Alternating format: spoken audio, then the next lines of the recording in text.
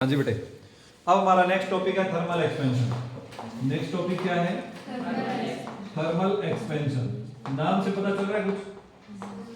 Thermal मतलब heating की वजह से, एक्सपेंशन मतलब फैलना, हीटिंग की वजह से फैलना।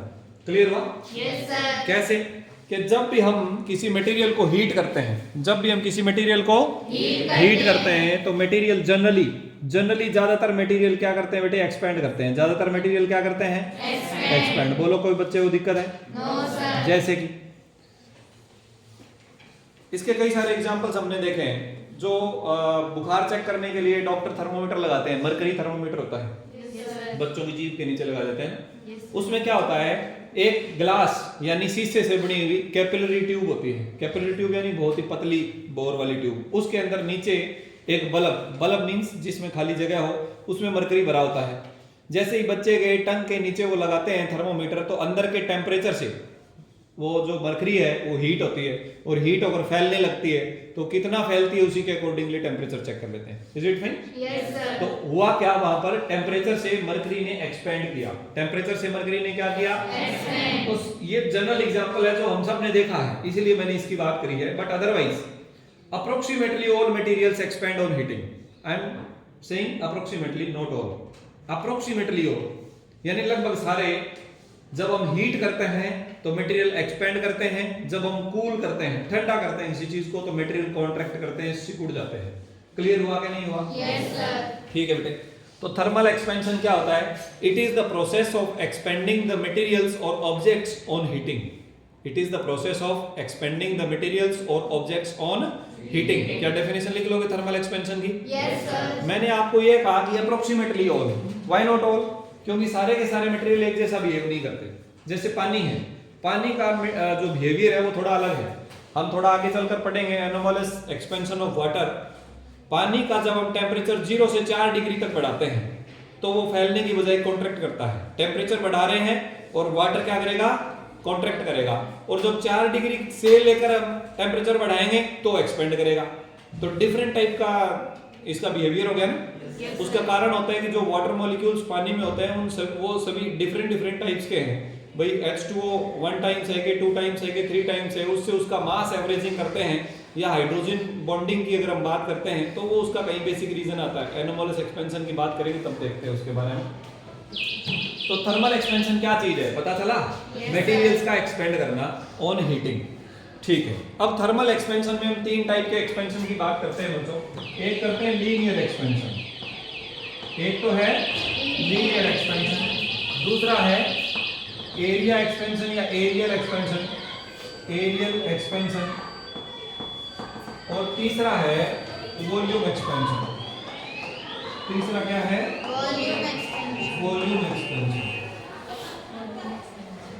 अब इन तीनों एक्सपेंशन में क्या है बेटे? ध्यान देना एक मिनट। जब हमने मान लीजिए कि कोई लेंथ लिया L लेंथ की कोई रोड लिया और इसका टेम्परेचर पहले था T, बाद में हमने इसका टेम्परेचर बढ़ा के कर दिया T प्लस डेल्टा T, थोड़ा बढ़ा दिया। तो जब हम थोड़ा बढ़ाएंगे तो इसकी जो लेंथ है वो भी डेल्टा L बढ़ जाएगी। इसकी लेंथ कितनी बढ़ गई? डेल्टा L बढ़ गई। तो नई लेंथ कितनी हो गई इसकी? L plus delta L। Understood or not? Yes sir. तो हम ये कहेंगे कि इसकी जो लेंथ का जो फार्मूला है वो क्या फार्मूला है बेटे? कि जो चेंज इन लेंथ है ना डेल्टा L, वो डायरेक्टली प्रोपोर्शनल होगा ओरिजिनल लेंथ के। इसकी ओरिजिनल लेंथ जितनी ज्यादा है इसकी लेंथ में बदलाव भी उतना ही ज्यादा आएगा। अब 2 रोड ले लिया आपने, एक का लेंथ है 10 सेंटीमीटर, दूसरे का लेंथ है 20 सेंटीमीटर, और दोनों का टेम्परेचर एक जितना ही बढ़ाया तो 10 सेंटीमीटर में जितना चेंज आएगा 20 सेंटीमीटर में उससे डबल चेंज आएगा। क्लियर और नॉट? यस तो सर। डायरेक्टली प्रोपोर्शनल होता है लेंथ के, और दूसरा डायरेक्टली प्रोपोर्शनल होता है बेटे टेम्परेचर के। क्लियर? यस तो सर। इसलिए हम कह सकते हैं कि जो डेल्टा L है वो डायरेक्टली प्रोपोर्शनल हुआ L और डेल्टा T के। यस और नो? Yes sir. और जब हम प्रोपोर्शनैलिटी हटाते हैं तो एक कांस्टेंट लगता है, वो कांस्टेंट है बेटे अल्फा। कांस्टेंट क्या है? अल्फा। तो हमारे पास फार्मूला क्या बना? चेंज इन लेंथ का फार्मूला बना alpha L delta T। Alpha L delta T। यहां पर अल्फा क्या है? Alpha is temperature coefficient of linear expansion. Alpha क्या है बेटे? Temperature coefficient of linear expansion. अगर हम यहां से अल्फा का फार्मूला निकालना चाहें तो क्या आ जाएगा? Delta L divided by L delta T. कोई दिक्कत किसी बच्चे को? No sir. ठीक है जी।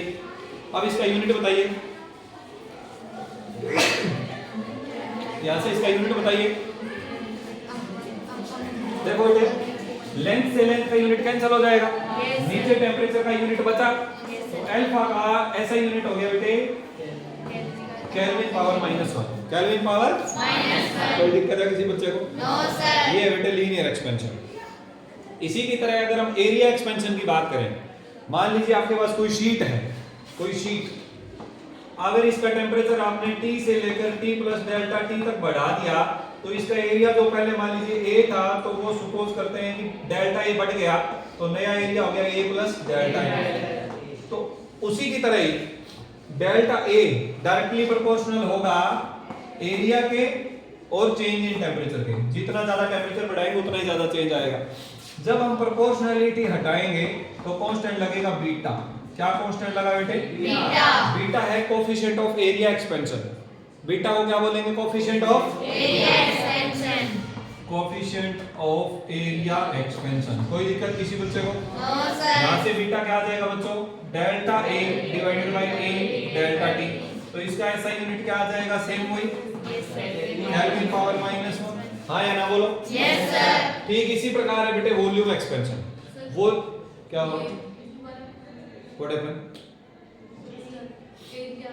जैसे लेंथ बढ़ा, मान लीजिए कि हमारे पास एक स्क्वायर शीट है, अगर हम इसको बढ़ाएंगे तो इसकी लेंथ बढ़ेगी तो ब्रेड्थ भी बढ़ेगी। तो लेंथ और ब्रेड्थ दोनों बढ़ी तो एरिया भी बढ़ गया। तो एरिया कितना बढ़ेगा? जैसे लेंथ का बढ़ना ओरिजिनल लेंथ के डायरेक्टली प्रोपोर्शनल था, वैसे ही एरिया का बढ़ना ओरिजिनल एरिया के डायरेक्टली प्रोपोर्शनल है। जितनी बड़ी शीट उतना ही ज्यादा चेंज भी आएगा, और टेम्परेचर के भी डायरेक्टली प्रोपोर्शनल है।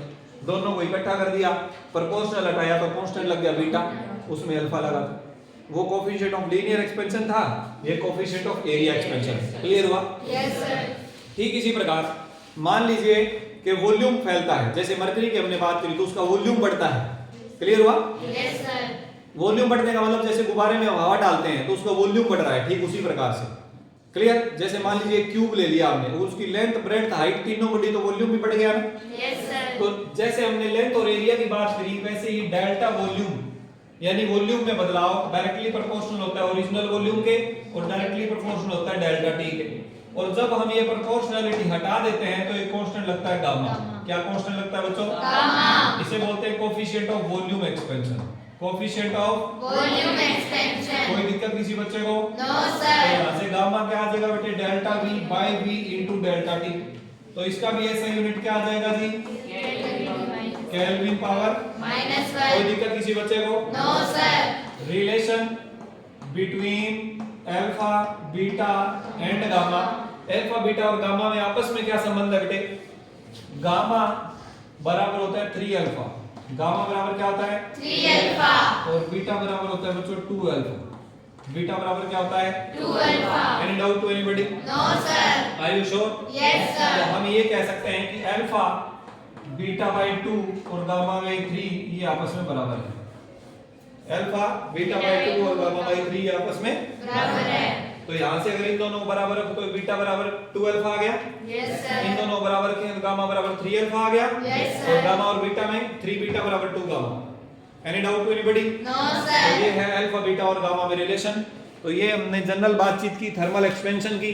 थर्मल एक्सपेंशन के यूजेस में अभी हमने मरकरी थर्मोमीटर की बात की, इसके अलावा हम कुछ और टॉपिक्स की भी बात कर सकते हैं। तो मिलते हैं नेक्स्ट क्लास में, तब देखते हैं आगे के टॉपिक्स। ठीक है?